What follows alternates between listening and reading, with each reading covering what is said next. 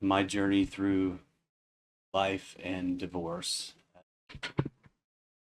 So I just want to talk to people, talk to myself, self-therapize. I don't even know if that's a word, but I just want to talk through things. And then right now, this first video is just going to be me telling you about me. It's probably going to be one of the more boring ones, but uh, I'm 46 years old.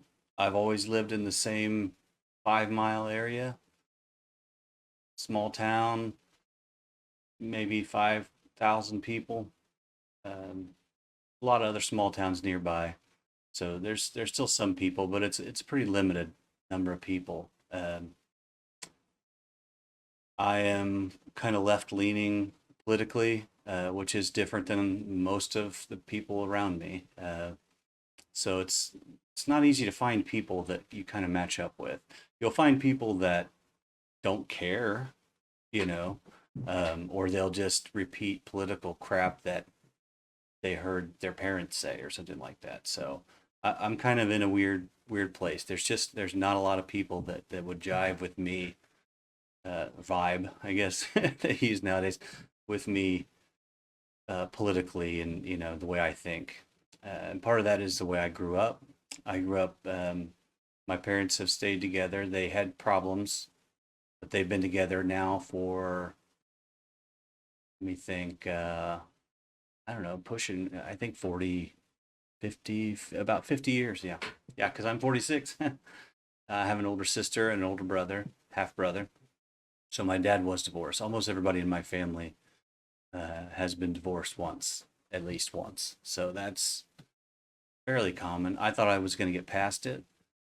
Um, I was engaged at one point to someone, and she cheated on me and left, and I lost a friend who was the person that she had cheated with, and her, and that sucked. But I mean, we had been together for 3 years, no kids and nothing like that, so it wasn't a big deal.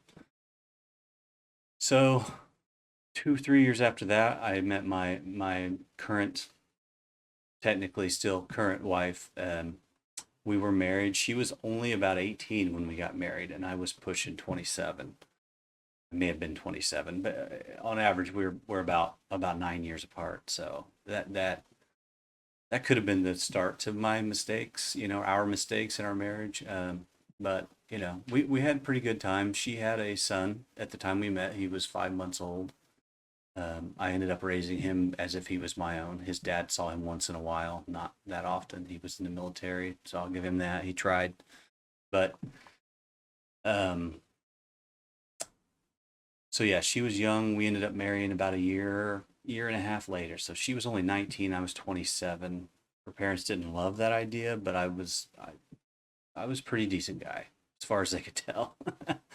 um, so we got married, and then 3 years later, it got to the point where I was dreading going home from work because I didn't know who I was going to see that night.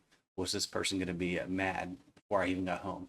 Was this person going to be depressed before I got home? Was it going to be a fight? Was it going to be a fight with the our son to eat his vegetables? You know what I mean? It was just like, So she left. She I'm not going to go everything through everything that happened. Bad things happened. We split apart. She left. I still loved her, still do to this day. Um, I actually kind of helped her move stuff out, which was weird. Like looking back now, I feel like I was being walked on. Maybe I don't know. I was just in love. I felt I loved her. So she went out. She did a lot of young wild stuff. That I don't think she thought she could do when we were married. I think that was part of the whole got married too early thing. So she split off. She contacted me a lot, a little, during the divorce. There were some long hugs and things like that, and in the middle of the night, you sleep well, kind of thing. That was a code kind of between us for, I love you without actually saying it, which that may happen in your marriage and your divorce. It may happen. It may mean nothing, but chances are, if somebody's texting you in the middle of the night, they miss you, and there's a reason. That doesn't mean you're going to get back together, but it means that they're thinking about you. So that's it's nice, but it's also bad because you're probably not going to get back together, you know. But everybody is different. Every group is different. Every culture is different. Everybody's different. It doesn't matter. So anyway, she allowed me to still see my stepson while we were separated. She had no reason to. There was no support. He wasn't mine. But I still got to see him a lot, which was really nice. Anyway, 3 years later, we ended up getting back together. There's a lot of circumstances, but we ended up getting back together. We ended up getting married again. She got diagnosed with bipolar 2, uh, clinical depression, and there's some other stuff. I'll go over that in another video later, but it was just a lot. And she was apologetic. She loved me. She missed me. And we got back together. And, lo and behold, 15 years. It was 15 years until 2 weeks ago. And we'd had problems over time here and there. She'd be sad. And there were a lot of things that we had to deal with. A lot of things that I had to learn. I had to, learn and grow. She learned and growed. There were down times, there were good times, there were bad times, but there was never, I mean, at least in my heart, there was never hate. There was never, I never yelled at her. And she probably, I can't think of any big times where we screamed at each other. You know what I mean? It was never like that. We both held a lot in, and I think that might have been some of the communication problems. That'll be a video. Um, so I mean, that's about all I can say about my life up to 2 weeks ago when she started acting odd. And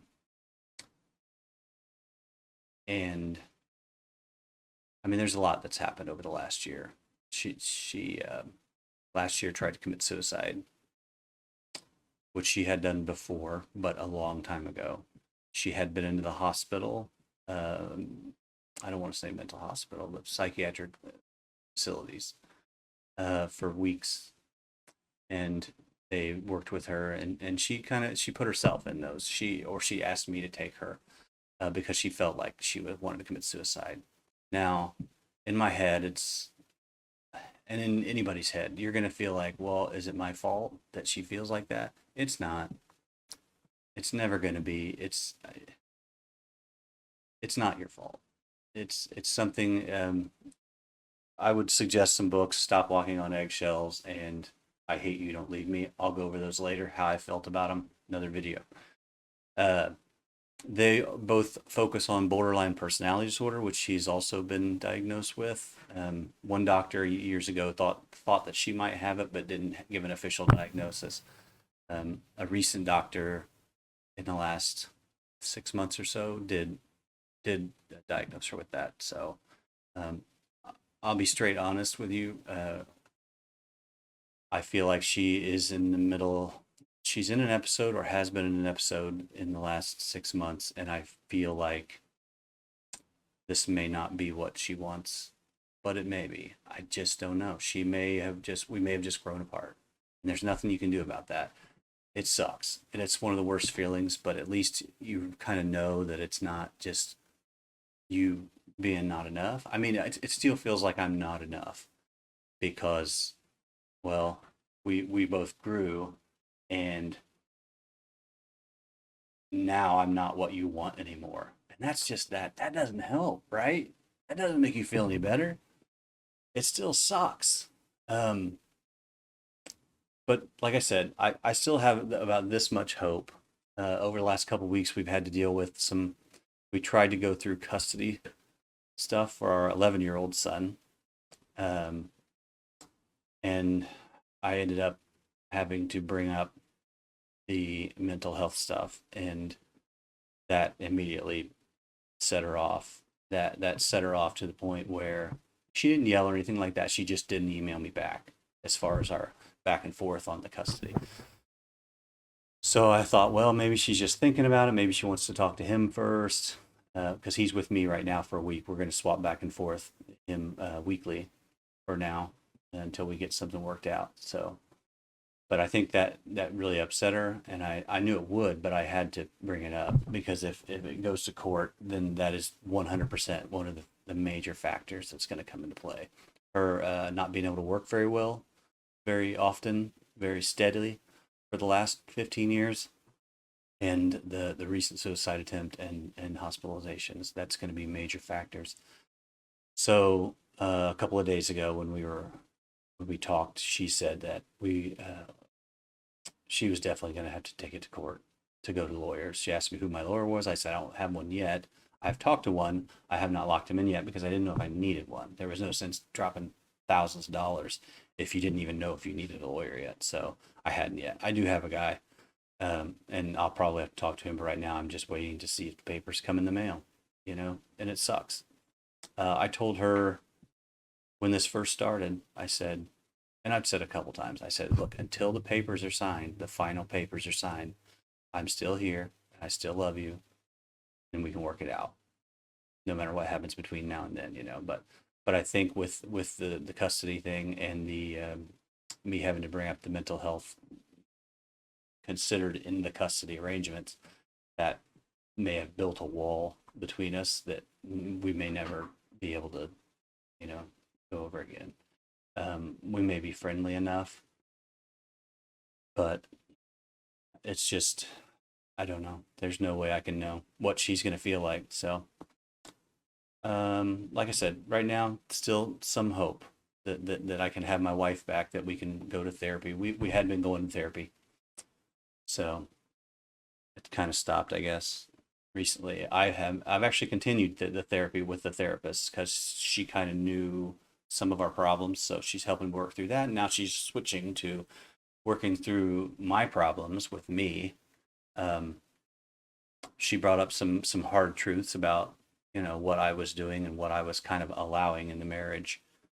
Um, Things came up like maybe I was being held emotionally hostage, or I was lighting myself on fire to keep her warm, that kind of thing. And that's something I want to bring up in another video as well and talk more about. Um, I have another appointment with her in a couple of weeks, so there'll be more of that, I'm sure. But right now, I want to talk more about what I want to do with these videos. I want to talk about things that I'm doing to just make it okay, like make my world okay. Because right now I feel like I got shit. I got nothing. Pardon my language, YouTube. I feel like I have nothing. I mean, I have the house, it's not paid off, but there's a chunk. I'm going to lose almost all the retirement that I've built up in the last, 15 to 20 years, because I'm going to have to pay her half of everything, which is going to be part of the equity in the house. Well, guess what? Like everybody else in the United States right now, the equity in most houses just went crazy high. So somehow we just gained almost $100,000 equity. So now I got to come up with 50 some thousand dollars on top of half of my my Roth that I had separate, and then a 401k that I've been still working on. So after I pay that from the 401k, then I'm going to be left with almost nothing except for the house, which is not nothing, but it just feels like nothing. Right now in my checking account, I have about $100 and about $350 in my savings, which is a horrible, horrible way to be when everything was going great 6 months ago, and she was working, and it was the best job she'd had in her whole life, and she's still doing it, and that's great. I'm happy for her. It's a hard job because she works with kids with mental issues, and that kind of triggers her sometimes, but it's still a good job. She wants to try to be a therapist, she said. She brought that up the other day to me as we were talking about the divorce, which I think it may have been one of those things where she thought that I wouldn't help her do that. Like I wouldn't be helping her be a therapist. Like why wouldn't I do that? I've supported her for 20 years almost without no burden. It's not a burden. You know what I mean? You're not a burden until you make it that. And she hadn't been. So It was. That'll be another video as well.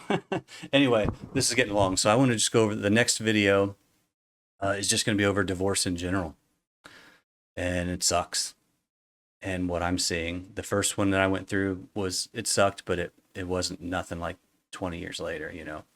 So that'll be the next video, probably in the next couple of days. Then I want to go over things that I feel like I did wrong in the relationship, or at least that I could have done better. Wrong is highly variable, not variable, but eye of the beholder. You know what I mean? It may not have been wrong to me. It's wrong to her. Something may be taken out of context. Something may have been taken the wrong way. Bad jokes, lots of things. All that'll be in another one. And then I want to go over things in that same video, things that I think I did really well, and things that will, I think, continue to make me a good person in life and a really good husband if I'm ever lucky enough to find someone again or get back with my wife by some chance. So that'll be the end of this video. I think maybe I'm getting better at talking to the camera. I'm sure I'll get better every time. I have a nice gimbal coming, and I had my little microphone come in the mail today, so I'm going to go out and do walks and things like chopping wood while I'm talking, stuff like that. Like, I don't know, just stuff. Like, I have to do things. You know what I mean? Maybe I'll walk around the house cleaning. I'll be honest with you. There was a lot of stuff that needed cleaning that we didn't get done. I'll talk about that in another video as well. Anyway, hey, this is a long video, so have a good day, guys.